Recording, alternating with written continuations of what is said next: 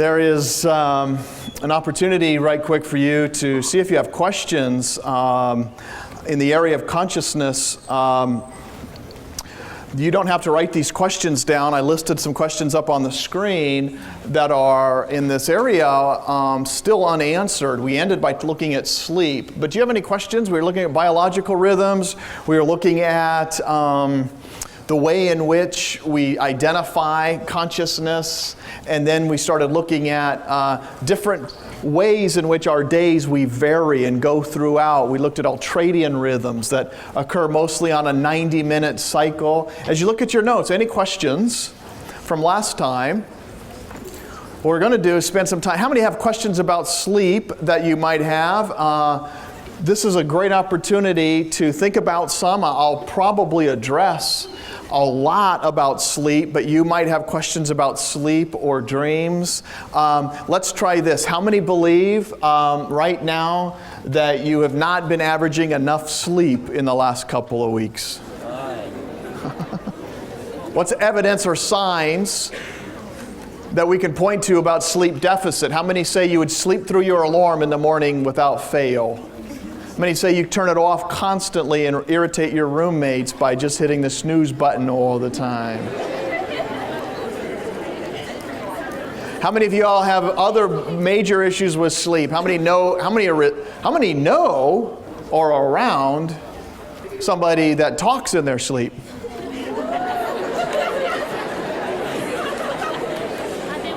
Anybody in here around somebody that walks? That walks in their sleep. Wow, all right, we have... I got snoring. All right, snoring. Let's try snoring. How many we have snorers that you've now... All right. Okay. What I want to do is answer some of these questions briefly because there are some things we know about sleeping more when you're young, why some animals sleep more than others. Anybody know which animal doesn't sleep with its entire brain, sometimes only with half of its brain? Frogs and ants don't sleep. Okay, frogs and ants I've never heard of before. I mean, I've heard of them, but I know what they are. But as far as sleeping cycles, if they have anything related, any sort of brain, then we find animals sleeping. However, some are in very clearly weird states where half their brain is awake and other half is not. Dolphins and unihemisphere. Yeah, dolphins do this quite regularly and frequently, and we can hook them up and watch their brains during these times of sleep, and half of it is still active. The other one like that's very common are ducks that nest on the ground, and which are the majority of ducks, but not all, and they also do that, and we'll talk about them, yeah. Yeah, cats sleep a lot, if that's what you're wondering, and yeah, what we'll talk actually, in fact, I'll show you some of these. By the way, one of the other things we'll talk a little bit about, we talked about some about neurotransmitters, and then one of the other sleep disorders will come up is the individuals who are unable to sleep and breathe at the same time. Anybody know what that's called? Sleep apnea. Yeah, some of you are familiar. How many know somebody with sleep apnea? Sleep apnea, you can see it by just the raise of hands, 20% of you, 25% know somebody, and it's almost always this. Ready? Person falls asleep, and here's exactly what happens. They fall asleep, and they stop breathing. And just like that, they're asleep, and now they're no longer breathing. So what's the next step? Yeah, they go, take in air, fall asleep. And what do? Stop breathing. 400 times a night on average, where they will fall asleep and just stop breathing. Now that causes what kind of problems throughout the day? Usually what it causes is the number one complaint about people going to sleep disorder clinics is what? People not getting enough sleep or too much sleep?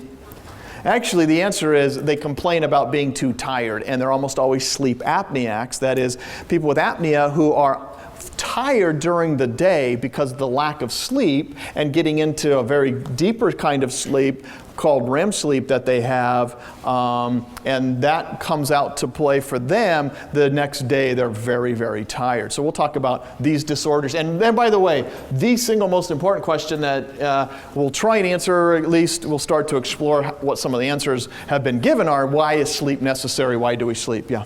Is it true that sometimes if you get too much sleep, you'll still be tired when you wake up? There is, well, she's talking about, can you even get a lot of sleep and still be tired? How many have gotten a great night's sleep, you slept 10 hours, and you wake up and you're still tired? Which, yeah, almost everybody. Which means that a couple of things are going on. Sleep deficit is a very big problem for all y'all, and that is you're just not getting enough. How many of y'all know, all y'all? Sorry. How many of you all know, for example, I say that a lot, don't I? You know, how many know that what your average night of sleep should be? Yeah. Most people, you hear about 8, it is actually, for most sleep researchers and those that are in this area are finding that it's closer to 9 hours, if not even more, that people should be getting. So therefore, if you're averaging 6, 7 hours a night, you are in what we call sleep deficit. You can be very dangerous while driving, simply because that kind of monotonous or kind of motion can put a lot of people to sleep fairly quickly. So let's answer this question. What is the function of sleep? Why is it necessary? Anybody real quick? Did you have a question? Go ahead. You were going to tell us you told us at the beginning of the year that you were going to tell us how to remember. Oh yeah, I'll tell you how to remember your dreams. Remember that? I said I promised you that I would give you one simple way to remember your dreams. Would you guys like that? Okay, when we get to dreams, I'll answer that. Good, thanks. And remember, real quickly, sleep is for? Okay, hibernation, we'll talk a little bit about that with sleep that occurs for some animals that's extended over months on time, over time. We'll get to that a little bit too as we go on. So, first answer, why do we sleep is for what? What have you heard? What are some reasons why we sleep? Yeah, for obviously there's something that the brain rests. How many have heard that when you sleep, it allows your brain to get some rest? What's odd is it's just the opposite. Your brain does not rest during sleep. Your brain, in fact, during 1/3 of sleep is in its most active stage. And so now the answer is the brain is indeed being served by sleep. In fact, if you want to walk away with the single answer as to why we sleep, it does have something to do with the brain. The brain is almost in a requirement. That's why we call this a necessary function, because without it, there can be huge problems. And so something related to the brain is happening while we sleep. Historically, they used to say, well, maybe the answer to this question, why is sleep necessary? What's the function of sleep? Had to do for a lot about this idea of restorative functions, right? That something while we sleep helps us to restore bodily physical functions. Now, you don't have to write down Shakespeare's quote. You don't have to even draw him if you don't want.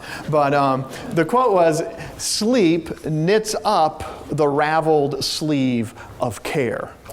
Like I said, you don't have to write down this quote. I just thought it a very interesting play on words that talks about what sleep does, and it's related to this idea of a restorative function. We sleep in order to get the body back to where it should be functioning, knitting up this raveled sleeve of care that became unraveled during the day. And it does help. Sleep helps your body to restore.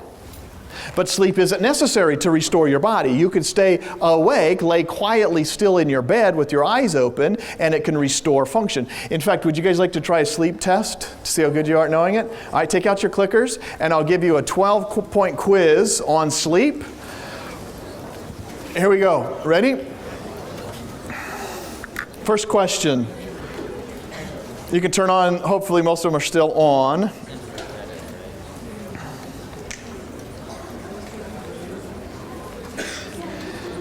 All right, here are 12 questions. And by the way, if you get more than 6, you will beat the national average for whenever we give this. It's called the Sleep IQ test. And so you can see how much you know about sleep. We've given it national surveys, and the average score, I believe, is a 5 out of 12.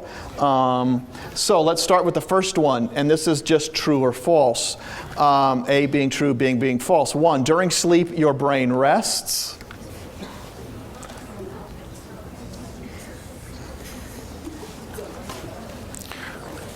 We'll see about paying attention here in just a minute, I think. The answer, 25 of you are now paying attention. Way to go. The brain does not rest. Very cool. Number 2, you cannot learn to function normally with 1 or 2 fewer hours of sleep than you need. True or false? You cannot learn to function normally with 1 or 2 fewer hours of sleep than you need. What we find with this one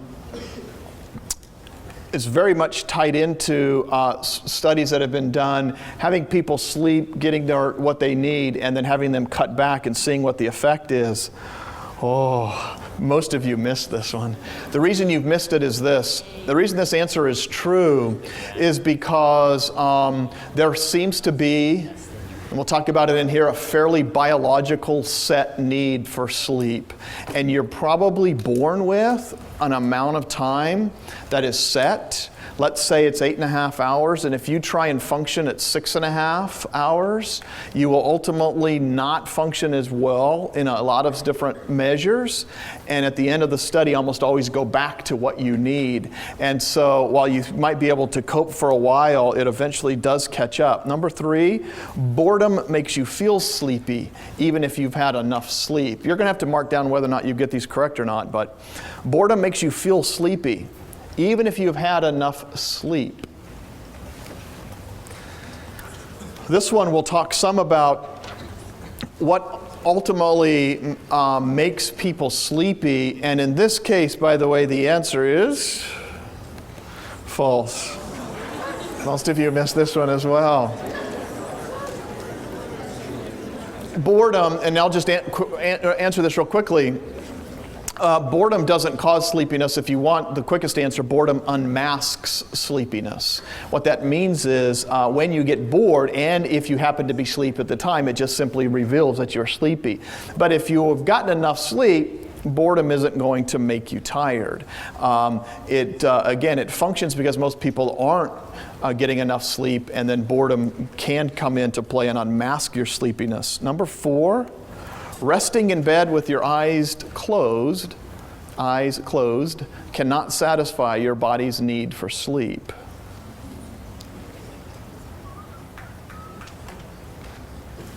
Now this one, you can add in here, it means the body in totality, the body and the brain.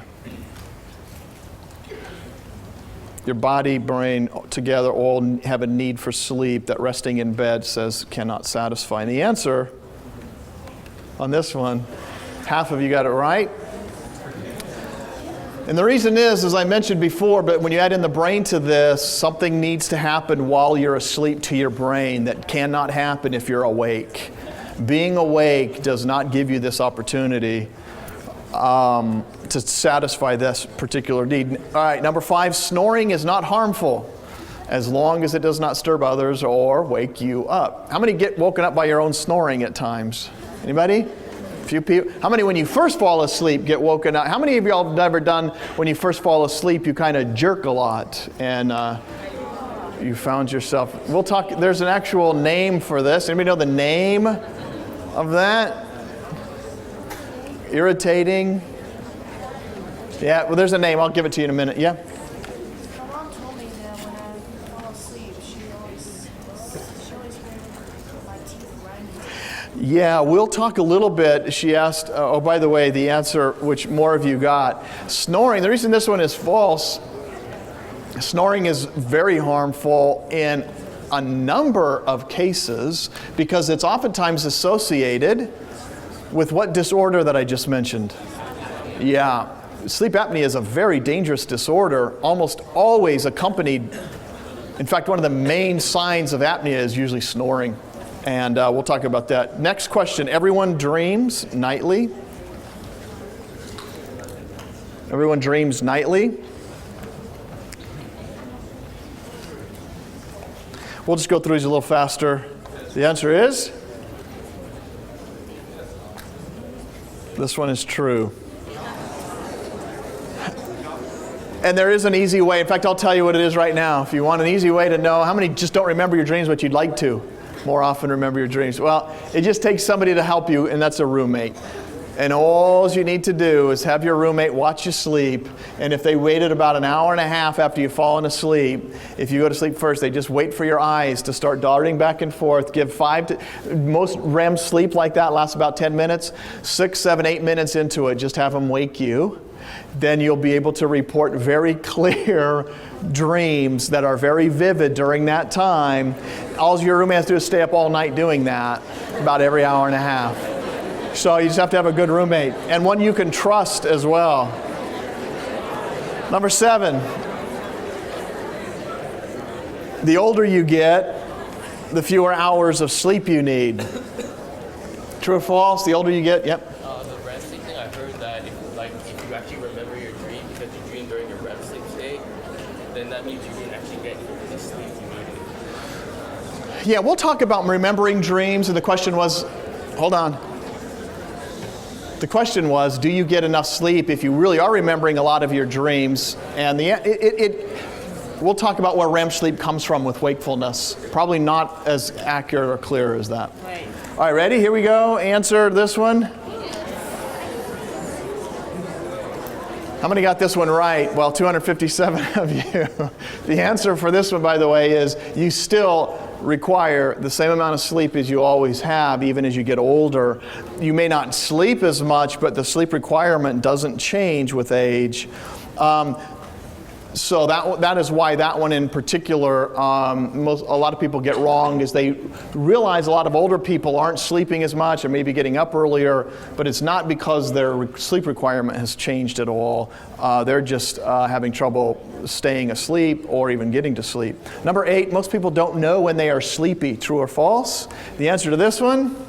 This is done in a study very frequently at sleep disorder clinics. Not uncommon to have you hooked up to to a number of different physiological measures, including heart rate and other things that brain wave patterns.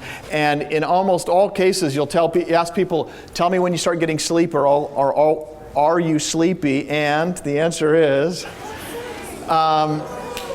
most people are not able to identify when they're sleepy. In fact, they'll do this. You'll ask them a question, are you sleepy? And they say, no, I'm not sleepy, and within 2 minutes they're asleep. So what we're finding is this awareness of what does it mean to say I'm sleepy has huge implications. Think about it for driving and falling asleep while you're driving, and yeah. For the last question, do you actually need as much sleep as you got when you were an infant? Yeah, infants will require and do require more sleep, especially babies. You're looking at possibly sleeping 3/4 of the time, if not more. So, in fact, for newborns, they're obviously asleep way more than they're awake, and so ultimately you get to a stage where that decreases and you get to that irregular amount. Even in elementary school, you're looking at 10, 11 hours that eventually gets back down to 8.5, 9. So, yeah. All right. So that's a good question. Number 9, raising the volume of your stereo will help you stay awake while driving.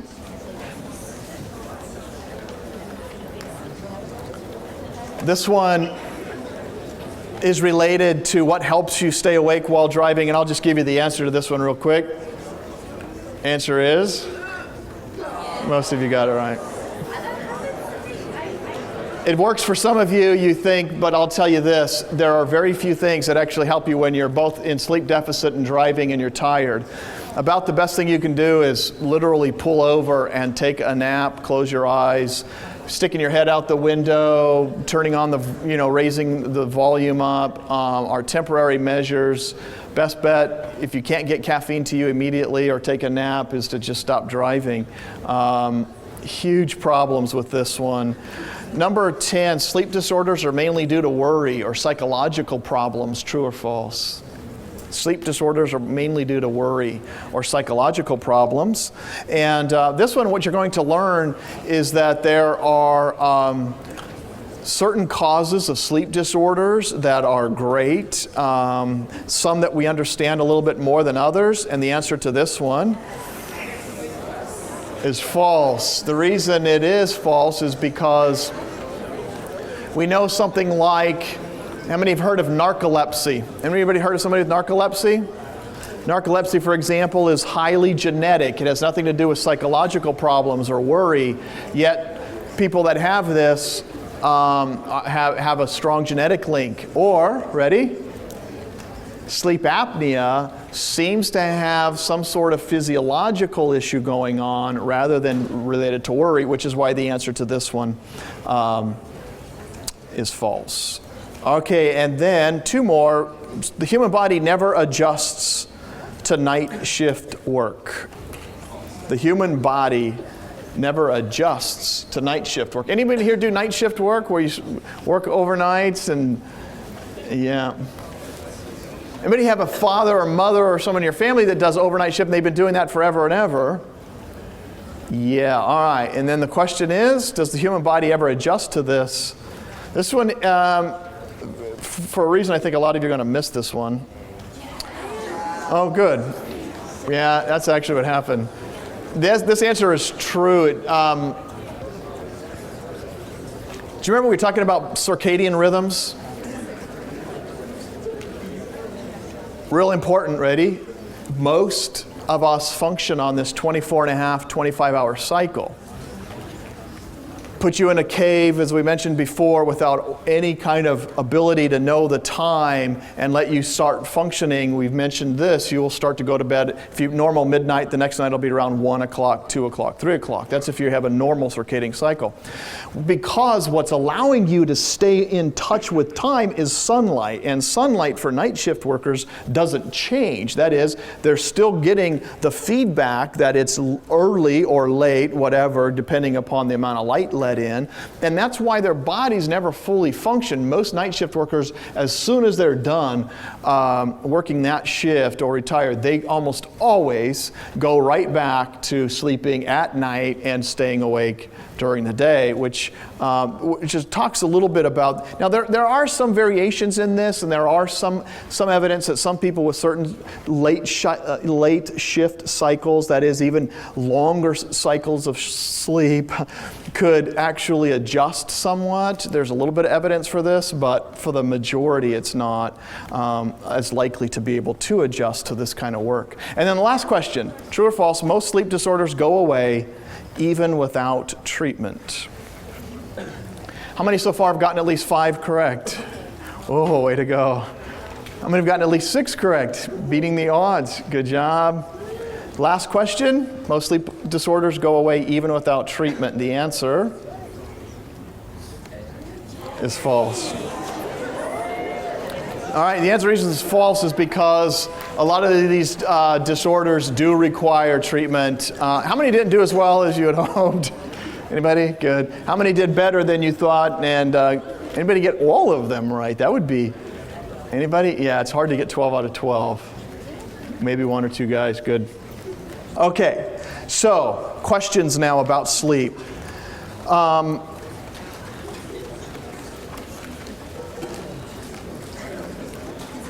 What next for researchers has been tying sleep into brain functioning. As I mentioned before, all animals that have a brain show signs that they sleep. And so we know that it has a lot to do ultimately with not only a restorative function, but it's tied to brain functioning. Some animals sleep longer. You don't have to really write these hours down, but it's just kind of examples that even cow, sheep, and horses sleep. But it's not, you can see only 3-4 hours a night. Oftentimes some of these animals will sleep, they also have anti-gravity muscles, which we don't have, which is why you don't have anti-gravity muscles. So you fall asleep, your muscles relax, and that's why you fall off or gnaw and you have to lie down. These animals can stand up and still sleep. And some of you have tried tipping them over while they sleep. Anybody successful at tipping a cow over while it has slept? Did you do it? Yeah, how many have done it before? Seen it happen with a cow being tipped over? I guess the question is, why, first of all, do we do this? Cow tipping. Other animals are closer to us. Fox, rabbits, I'm not sure why you have these pictures, but they're just simply showing the amount of time. And then here are animals that exceed us by a lot. Possums and cats and raccoons sleep 18 hours. In fact, if you ever come across a possum recently, well, not recently, a number of years ago, in our garage we had this, I opened up one of the cabinets, I was trying to find something in the garage, and there was a possum. I jumped back, but the possum basically looked at me like this, opened the door, jumped back, brought all the family out, said, check out this animal in here, it's asleep. And you just kind of open the door and he would just look at you like, do you mind? I'm asleep. I need like a lot of sleep and this is my time. So he didn't care. He didn't run away. He just kept sleeping. So all of these animals have differing levels, but it has something to do, of course, with their brains and the way they function.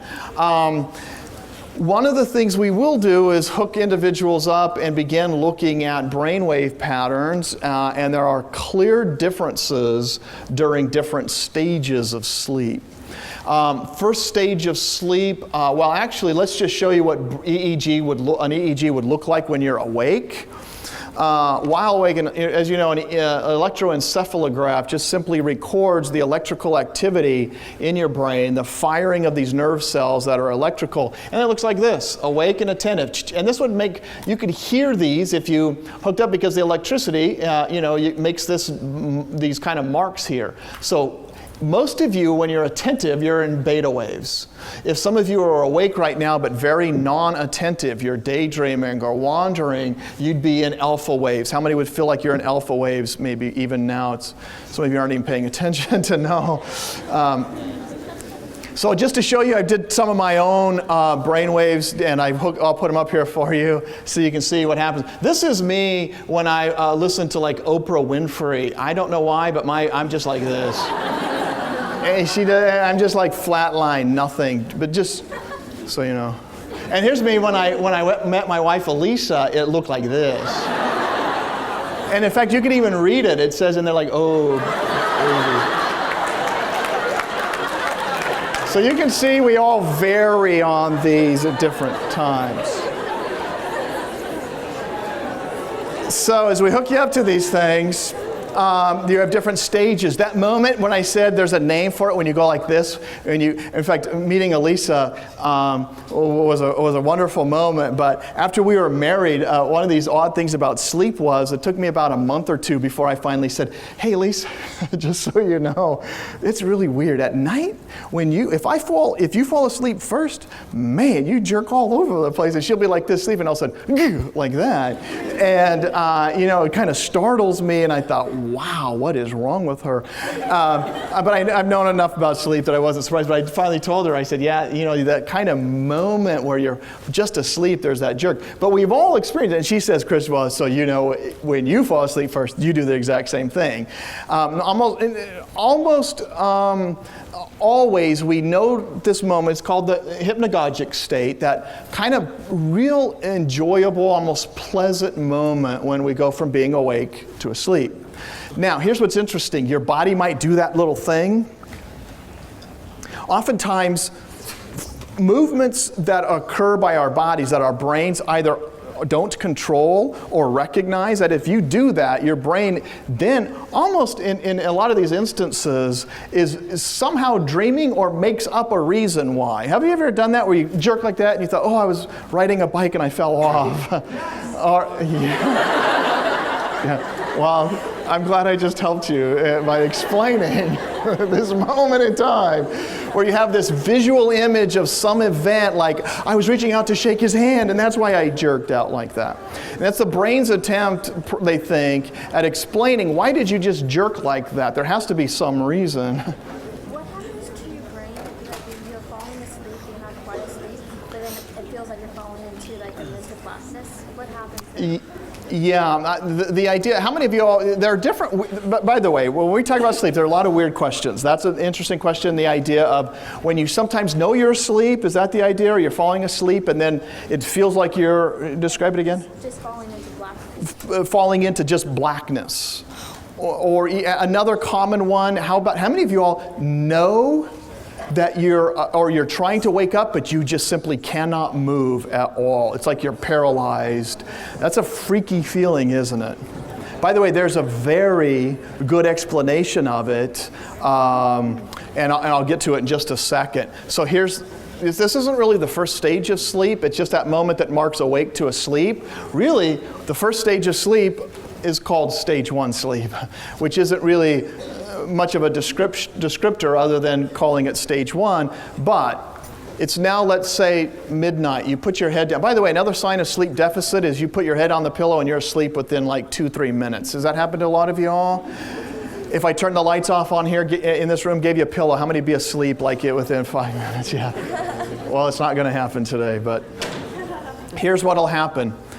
Let's just take a normal night's sleep, okay? In fact, I'm going to describe what's called a perfect night's sleep, which we all don't have regularly. This is just over time, if we follow a perfect night's sleep, it's midnight. You put your head on the pillow, let's say at 5 till, it's now midnight and you're clearly asleep. We call that stage 1. You have these kinds of things, these alpha waves that have started while you're awake, and in stage 1 we start to see what look very clearly like, or not all that different from being awake, all right? It's hard to see differences, but there are a few. You're in this kind of light sleep, and by the way, you can awaken fairly easily. This might last about 10 minutes on a perfect night. On imperfect nights, for example, if you're extremely tired, you might not follow this pattern at all.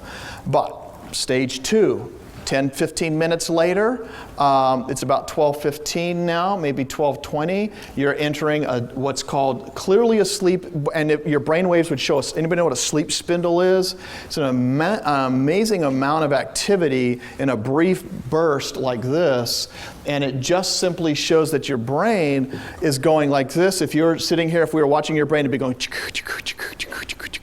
and the sleep spindle will go like that.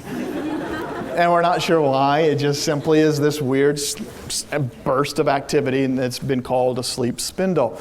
Stage 2, okay? That's oftentimes a way to identify it looking at this. Now it's about 12:20, 12:25 at night, midnight, in the morning. You go to the next stage, which of course is now stage 3. Stage 3, if your roommates were to try to wake you up during this stage, it would be very difficult for them to do this. If a fire alarm or somebody comes in, your breathing is slowed down quite a bit, your pulse is slowed down, and it's not easy to get you to awaken. If you ever have a kid you're trying to potty train and trying to wake them, if you pick the wrong stage, they'll just look at you like, well, they don't even look at you. They just won't wake up. And you can try all you want. By the way, this stage is now you're looking at close to 35, 40 minutes of sleep. So it's now 12:40, 12:35 in the morning. Next stage would be what? Stage 4, good, yeah. It wasn't very creative when they named these stages, but stage 4 is the next stage in which you are in a deep sleep. If some of you, where are the talkers? They've told you that you're a talker. Okay. Yeah. If you're a talker, this is where you're going to do it, stage 4. I have a brother growing up. Man, you could have conversations with him for hours, it felt like. And he had no memory whatsoever. He was also a walker. How many of you, any walkers, sleep walkers? You're going to do this during stage 4, which tells you a couple of things. First of all, for people who struggle with talking or walking in their sleep, it's almost always what's called a stage 4 type of event, which means you are clearly and definitely asleep and hard to wake up.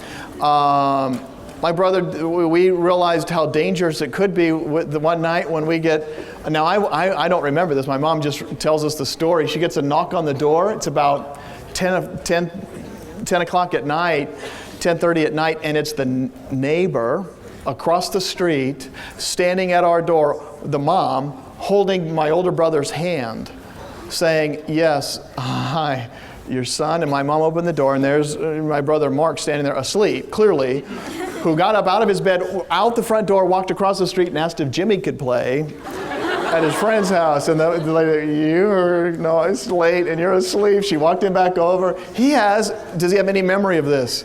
He never does. He was just asleep, and it would even be hard to wake him up because he's in a stage 4. Yeah, question? What do you think? How many heard it's really bad to wake somebody up from sleepwalking? What could happen? Well, the problem is it's not bad necessarily, except for the fact that they're in deep sleep and it's hard. And then they're just usually confused. And then they go, what are you doing? Why? Why did you do that? Kind of thing. Best bet just to put them back to bed. And that's usually the advice. So it's not bad. There's nothing bad with it, except it's a deep sleep. Question?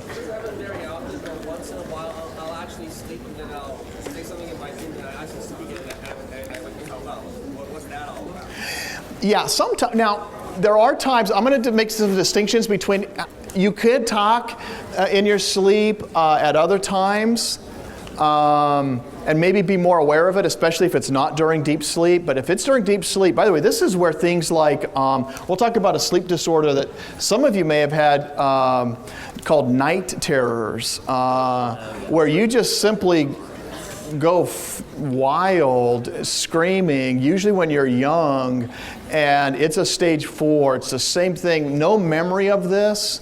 After you wake up in the morning, usually your parents are saying, good night. I don't know what happened, but you looked, like you were scared and screaming, and it really freaks parents out. Yeah. The night terrors, sleepwalking. Well, the answer is no, we just end up locking the door on my brother a lot, unfortunately. As far as, I don't know, has anybody here really struggled with sleepwalking, and you heard of anything that your parents might have done besides keeping you locked up and maybe tying you down? Obstacles, so like... Yeah, maybe obstacles. I don't know if there's anything that's out there for a cure. Question, yeah.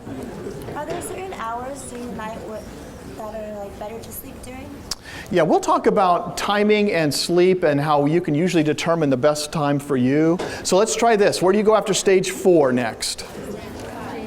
How many say stage 5? Actually, what you do after stage 4 is? No, it's not REM either. After stage 4, by the way, it's exactly, think about this, this is important, it's 45 minutes now since you've fallen asleep. That sounds like half of 90 minutes, right? What does 90 minutes remind you of? What kind of a cycle? What kind of a rhythm, biological rhythm or cycle do we talk about that's oftentimes 90 minutes? It's an ultradian. Ready? Stage 4, halfway there. So if you're halfway there on this ladder, your next step is to go to stage 3. You go back. You go back up, now you're back at stage 3. You spend a good 10, 15 minutes there, and you're aiming, again, this sleep cycle is going to complete itself on a perfect night in how many minutes? In 90 minutes. So now it's about 50 minutes or so, 55 minutes, stage 3. You go back, you hit now stage 2. We see sleep spindles again, and you're moving back up the ladder. Anybody know where you go after stage 2?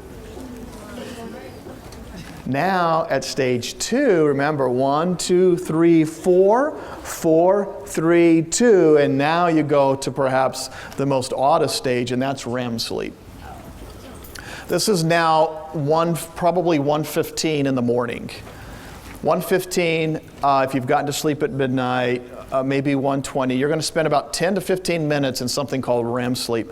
REM stands for rapid eye movement. It has active, all of these. Yeah, questions?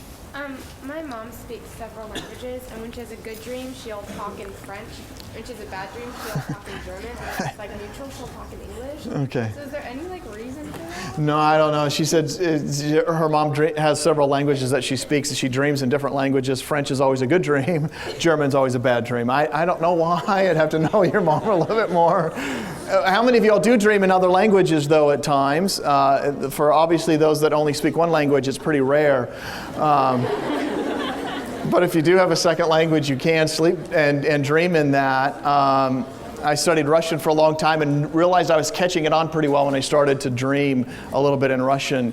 And so I'm not sure. I think it's just a matter of, well, it probably has a lot to do with a lot of things that just haven't been figured out yet. And question, yeah? Why is the 20-minute power nap so good? Yeah, how many love taking naps? Yeah. Anybody want to know the answer to this question? Are they good for you or not so good for you during the day? The answer, ready? For most of you, taking a nap, sleep researchers have found that it's a very good thing. Except for on Mondays and Wednesdays between 1:30 and 2:45. It may actually be detrimental to your overall academic experience here. Anything other than those times? Not a problem. Sleep researchers are finding that taking a nap, while it helps with sleep deficit. And by the way, you do go through a sleep cycle oftentimes. Ready? So it's now REM sleep, active brains, eye movement, heart rate, respiration, genital activity, inactive muscles, which is a good thing for the majority of people. The vast majority, as soon as you hit REM sleep, this is when you see your eyes moving. 5-10 minutes into it, having a roommate wake you up, you will be usually experiencing a fairly vivid dream, but your muscles are paralyzed until you wake up. Which is a good thing because otherwise we would be acting out these very vivid dreams.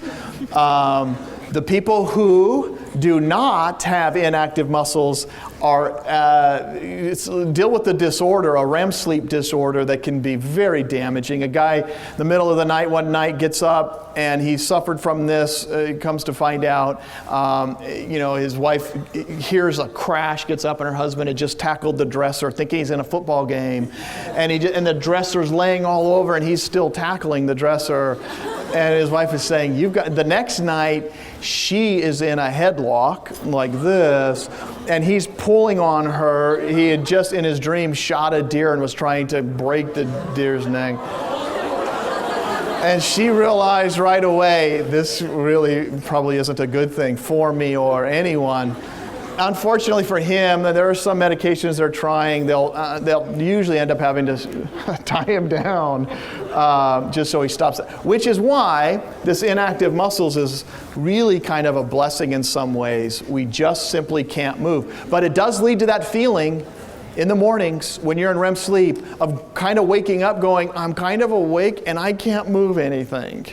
And that feeling of almost paralysis. How many have had the dream where you can't do something, you can't walk or talk or run or scream or yell, and you're just getting chased, and it has a lot to do with your brain going, I can't move, I'm sorry, we're stuck right here. You're going to get eaten bad right now, and I can do nothing for you, man.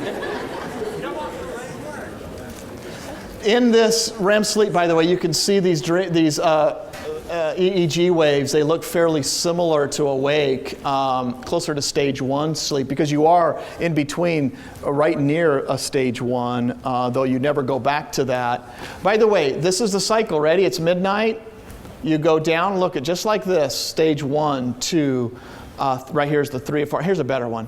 You go stage 1, 2, 3, 4. It's about, this one started at 11 o'clock, so you go back up the cycle, 3, 2, then you hit a little bit of REM sleep right here in the middle. Then you go 2, 3, 4. What else do you notice about this graph as the night goes on?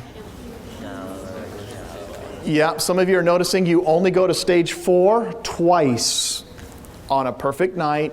You'll only hit that deep sleep twice. So if you're going to walk in your sleep, it's almost always going to be around 1 or 2 in the morning rather than 5 or 6 in the morning, which is because you don't get back down to stage 4. This is a very deep sleep, restful sleep here. And now what else do you notice? Your REM sleep does what? Your REM sleep gets longer and longer as the cycles progress through the night. This leads to some important questions. Why does REM get longer and longer? And ultimately, a fundamental question, what's the importance and the purpose of REM, which is still being deciphered and discussed even now? Yeah, you have a question? What happens if you continue sleeping? What happens, what? Yeah. What happens if you continue sleeping? See yourself? Oh, you're going to have to say it one more time because I missed that middle part. What are your movements through the stages like if you continue sleeping? Yeah, that's good. Are you talking about like bodily, is that what you mean? Like, The chart that you just oh, okay, yeah. If on this chart, if you were to, let's say, keep sleeping for another 2-3 hours, is that what you're saying on the end? Here's what would happen. It would, if you do sleep, let's say 10, 11 hours of sleep one night, and you're very tired and you just kind of keep on going, you will just find it looking more and more like this. REM sleep to REM sleep to longer and longer REM sleep. So odds are you'll be spending more and more time in REM sleep. Yeah, that's what it'll look. Yeah, question. Does that mean you have like 5 different dreams then? Yeah, you have different series of dreams that are here. By the way, you can dream in these other stages. They're just not real clear dreams. Like you can dream in stage 4, but it's kind of that like, it doesn't make a lot of sense and it's not really clear and you can't follow it. How many of you all have woken up though and someone's woken you up in the middle of a dream and you're like, and you go back and you want to remember that dream again and go back into it? Y'all raise your hands.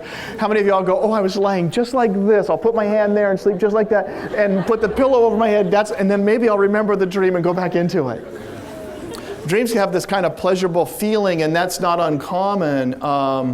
By the way, one other thing that happens on a perfect night is you rotate about two or three times in a 90-minute cycle. That is, how many of y'all felt like you got a perfect night's sleep? You laid down in one position, you woke up in that position, you'd stayed there all night. Anybody feel that way? It's like, that's a great night's sleep.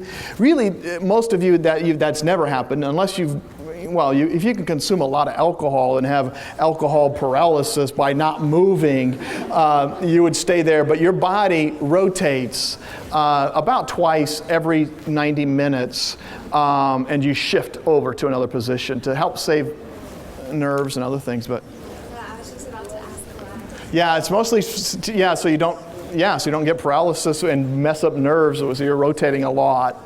Yeah, question.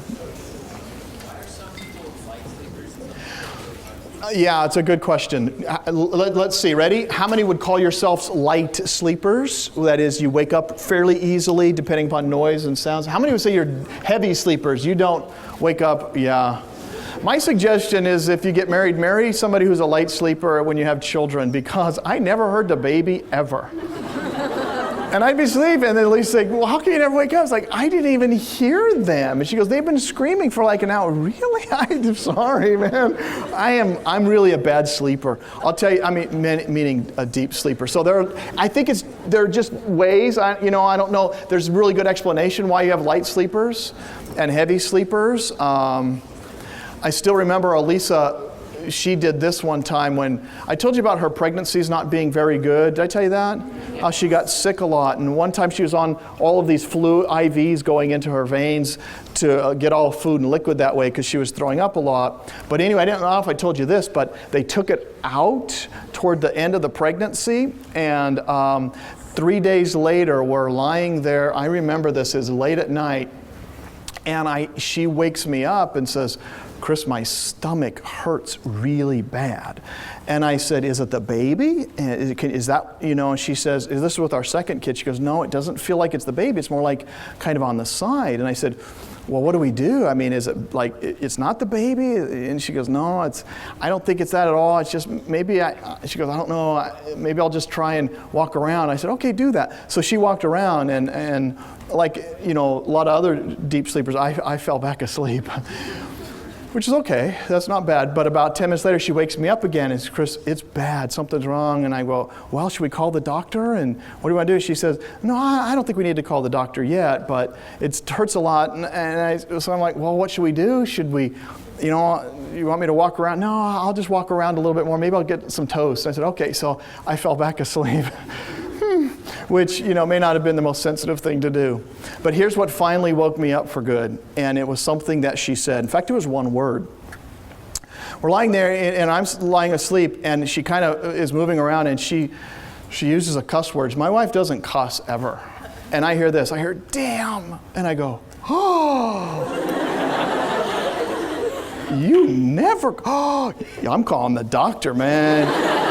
So I call the doctor and I say, hey, my wife, what's wrong? Well, she got a pain and she cussed, man. She's like, really? And I said, she never does. This tells me something is wrong.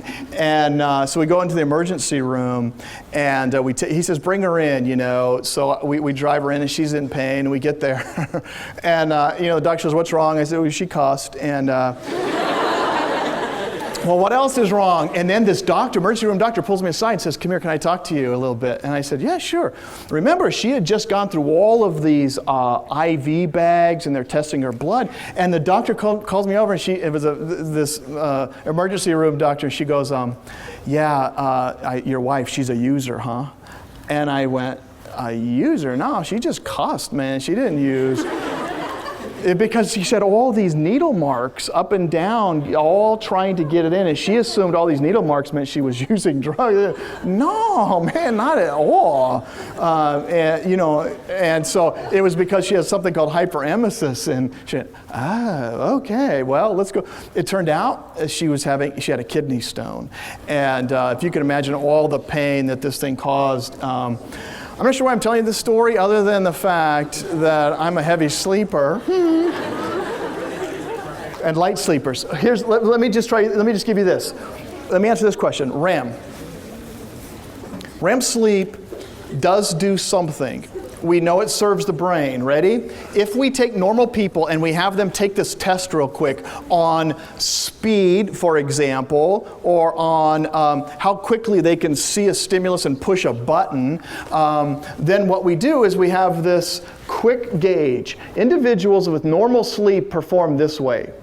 Individuals that have 3 or 4 stages that we've deprived, that is, they fall asleep and we wake them up at 3 or 4 and we never let them get there. We have them hooked up to this machine that tells us their brain patterns are showing 3 or 4 sleep. We wake them up, they do fine. But when we have people that are REM deprived, that is, every time they get to REM sleep, we wake them up and say, stop, wake up. And we don't let them go into REM, this is what happens. That shows you there's something about REM sleep that's serving the brain that influences performance. In this case, it was quickness to perceive and respond. And so REM sleep has some very important features. We can point to it as saying, well, all other stages we call them non-REM. That tells you something, about REM sleep. If we said there are two kinds of college students in the world, Biola students and non-Biola students, that would tell you how important Biola students were, right? So if all stages are called non-REM or REM, then it tells you something is about REM going on. We find it, by the way, when we try and answer the question, it's hard to explain it other than it serves the brain. When you deprive somebody, if you were to take and deprive somebody of REM sleep, keep waking them up, anybody know what can happen? If you kept somebody from getting REM sleep, after a while, and you always woke them up, they could die. No, not really. That was a joke. If you kept waking them up every time they hit REM sleep, what would happen? If you let them fall asleep the next night and you let them sleep, what would they do? They wouldn't do a perfect night's sleep. They'd go immediately they might go to stage 1 and then they'd go right into REM sleep. And we call that Rem Rebound. That is, they literally rebounding the REM sleep, and they will spend a good percentage of that next night just making up for REM sleep.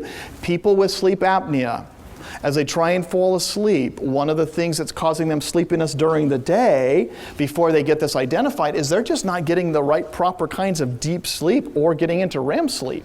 You hook them up to some of you all know what happens with REM sleep individuals. They might take a mask on, for example, that allows breathing to continue while asleep. And for the first couple of nights after they do this, they spend a lot of time in REM sleep. And they start to feel more relaxed throughout the day or more awake better throughout the day. So we do know some things about REM sleep. Again, what occurs during it. Even tests and looking at babies in the womb are still showing signs of REM sleep. It's not clear why, but they are doing it. Babies are showing clear sleep cycles after a certain week period. I'm not sure when it is, 30th week or something, 20, we start to see these cycles and REM sleep is occurring. So we know it's important even for the development of even young babies. By the way, REM sleep gets less and less as we get older. You don't have to worry about that. Questions on sleep that you might still have? What happens when, well, this is kind of connected to dreams, but like what happens, like what stage are you in when you have a nightmare and then you wake up? Yeah, nightmares, if they're very vivid and they're not night terrors, which are stage 4, those are probably during REM sleep. How many of y'all have the same dream, a consistent, regular dream all of the time, that you just keep dreaming it throughout? Or how many have nightmares or had a recent one and it's kind of similar to a nightmare that you had before?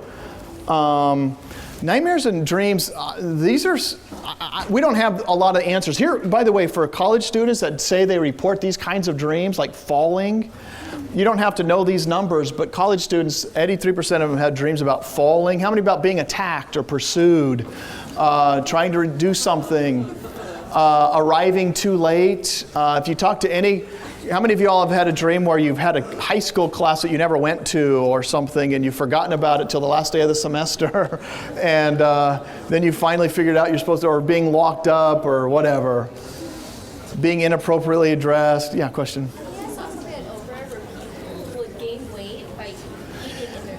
Yeah, we'll talk about some. She said there's some sleep disorders that people will even eat while they're sleeping, sleepwalking, gaining weight by doing this. We'll talk about it. Real quickly, some of you mentioned that you had lucid dreams.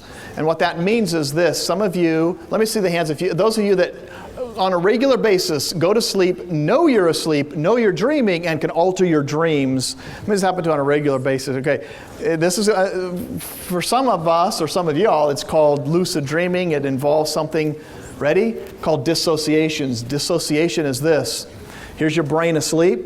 For a majority of people, this brain is just simply now responding. It feels very real. This brain, as it's dreaming, isn't necessarily aware that it is dreaming. It's just living a life it believes, and that's why your dreams are like so real, and you're living this, and you don't change it. But some people have a split dissociation where they go like this. It's part steps off like this and starts to go, wait, you're dreaming right now. And you can do this and alter this. How many have altered parts to do this? All right. Some of you are weird, but it would be really cool to do that. How many have it and like the ability to do this, that lucid dreaming? Now, what it all, again, the explanation is it's just a splitting. How and why, I don't know if you can ever develop it. It seems to be just something that occurs. Yeah. Sometimes I'm dreaming something and then I wake up and then I want to go back into the dream, so I just pretend like it's happening again and then it goes back into it. Yeah. Sometimes I'm going to sleep and I want to dream something, so I start thinking of it and pretending. Yeah, some people have the ability to just say, I want to dream this, or this should be the content of my dream, and you just think about it before you fall asleep, and then it's happening as you dream, and others even more lucid, like, yeah. How long can you go without sleep before you die? Yeah. World record for sleep deprived, that is, they've not fallen asleep. I think it's up to 7 days is the world record. Anybody know? It's somewhere around 5 to 7 days, I thought. Yeah, and there are some with other sleep disorder types of things that keep them up longer, but it can be fatal in the long run. I'm not sure, but it rarely lasts more than a few days, your ability to stay awake.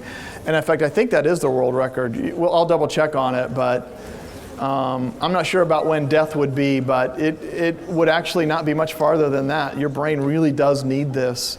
I don't know if I know the answer, if anybody does, that at this time it happens, but it's a good question. Yeah.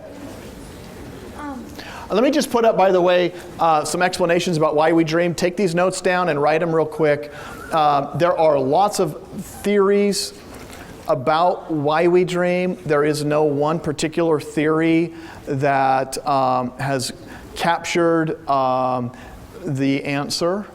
That is, there is book after book and theorists after theorists have attempted to explain why we dream, but it probably is a fairly complex thing that may not ever be captured by one single theory. Freud had a theory, a psychoanalytic explanation about dreams and what they meant. That one's been criticized. It was popular for a long time.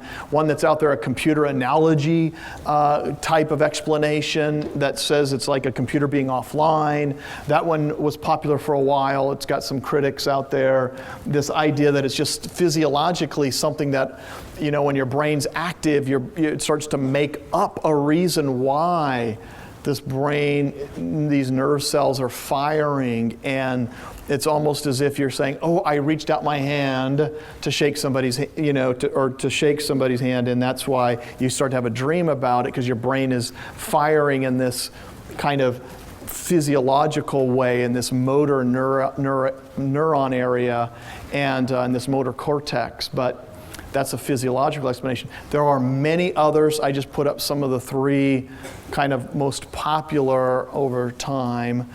Yeah, question? How come sometimes when you dream, it's usually what's happening around you? Yeah, it's not uncommon, of course, she asked this question, that your dream is oftentimes a lot about what happened to you the day before, right, or that day. Not uncommon for your dreams to have a very realistic quality to them related to things that have occurred to you. And that one would be explained in a couple of different ways, but that your brain is just kind of now remembering or thinking through the day, what's called mental housekeeping. You're storing some of these new connections that your brain has made, and these neural pathways, as they're being strengthened or kept, that your brain's just, reliving this a lot, so you're going to have a dream about it. Yeah. Question? In the stage 4, you said something about bedwetting. Yes. I used to babysit a child that kept on bedwetting every single night. Yeah. Is that possibly due to trauma? Is it possibly due to what you talked about with her about how days events and whatnot? The question was about bedwetting and why do some kids wet the bed a lot longer than other kids. There's lots of explanations for that as well that have been put forth. Oftentimes, probably the best one is, well, developmentally, some of these kids are still learning to control, for example, their bladder. And it's usually for people who have learned this, a full bladder wakes them up. For kids that are deep sleepers, and for some reason they're not getting that association. Full bladder, time to go to the bathroom. And ultimately they have to learn that link. And we'll talk about that under learning a little bit as well. It probably isn't as necessarily related to trauma or anything else. It could be, but it's most likely a developmental thing and a learning thing. And yeah. Yeah, how many have found that, well, there's some, how many that believe that sometimes what you've eaten might have influenced your dreams? Anybody that you might have? It's possible. It might have to do a little bit more with things like, I don't know, indigestion, heartburn that could cause some, weird dreams. Some claim that some foods make them dream a different way. Yeah. How come some people can't smell their dreams or hear? Yeah. I'm not sure. The question is this: can some people not smell during their dreams or hear? Do you mean like actually, if you were to put something up next to them, they wouldn't be able to smell? You wake up and I hear a lot of people say, oh, I don't remember smelling or hearing anything. Oh, while they're dreaming, they don't hear or smell while they're dreaming. Yeah, interesting. How many know for certain that you could see like colors in your dream? Anybody dream in color? Anybody know you dream only in black and white? Anybody, how many are not sure if you dream in either color, black and white? Yeah, it's interesting our senses in this and what happens. I wish I had more answers for you. I'll tell you what, here's what I want to do. Sleep disorders real quickly, because these are some of the less common sleep disorders. There are probably more than 50 out there. You don't have to necessarily write these down, but things like head banging or teeth grinding. How many teeth grinders do we have? Yep, about 10% of you. Anybody know somebody with head banging as a sleep disorder? Anybody heard of this before? Here's what'll happen, ready? Someone with this head banging will go to sleep and you'll hear this in the middle of the night. And a parent will go in there and this kid is just banging their head on a wall. Not very pleasant, obviously. And unfortunately, fortunately they do tend to grow out of this. Unfortunately, it takes a few years, so they end up padding the room, the walls, putting a helmet on the kid, lots of different things. By the way, unceasing itching or irresistible sleep for days, some people falling asleep, not being able to wake up. All of these, you don't have to write this down, are like maddening gremlins that slip under the covers like a pea under the mattress. Or in this case, pee on the mattress if you peel up. But the most common sleep disorders are these, ready? These aren't all that common. They're there. Some are treatable, some are not. They just simply go away. Sleep attacks are one of the most difficult ones called narcolepsy. And this is where sleep just occurs whenever usually there's an intense emotion. Anybody know somebody with narcolepsy? And when do they have it, or do you know when it occurs? Are they? Hey, wait, hold on, so I can hear this. Yeah, and medication does help. Does this person have a driver's license, do you know? Or, yeah, they can. Oftentimes, if they have a case that's diagnosed with narcolepsy, they won't be able to drive for a while because it's oftentimes triggered by intense emotion, which can occur in the oddest moments, even driving. They'll just do this, ready? There's a guy who made a little quick video clip. I'll see if I can find it for you. He made a great pull shot. He had narcolepsy and he went, yeah, and he fell right to sleep. A whole colony of dogs. This is very genetic. Stanford has a colony of narcoleptic dogs, and they do this. You give the dog food, and the dog goes like this. And they see it, and they just fall right to sleep. And they wake back up, and they're like, a few minutes later, and they start running over, and you say, come here, boy, come here. And he gets excited, and then falls, right to sleep. So, and by the way, they pass this on genetically, so you always leave the food in the room for them. You don't get them too excited, or else they just fall asleep. But they have been helpful in seeing that this is a genetic thing. By the way, the other two, we've already talked about apnea and sleep terrors, and then the last one, of course, insomnia. So these are some of the major sleep disorders. I want you to read about them, see if you have questions. They're in your textbook. On Monday, what I'll do is I'll briefly cover one other area related to consciousness, and that's something called hypnosis. I'll briefly share a little bit about it, show you a video clip of how it has been used or could be used, and some explanations for hypnosis, so read about it. And then you do not need to read the section on drugs, since we already covered that in Chapter 2. All right, so we'll see you after Tori on Monday. Biola University offers a variety of biblically centered degree programs, ranging from business to ministry to the arts and sciences. Visit biola.edu to find out how Biola could make a difference in your life.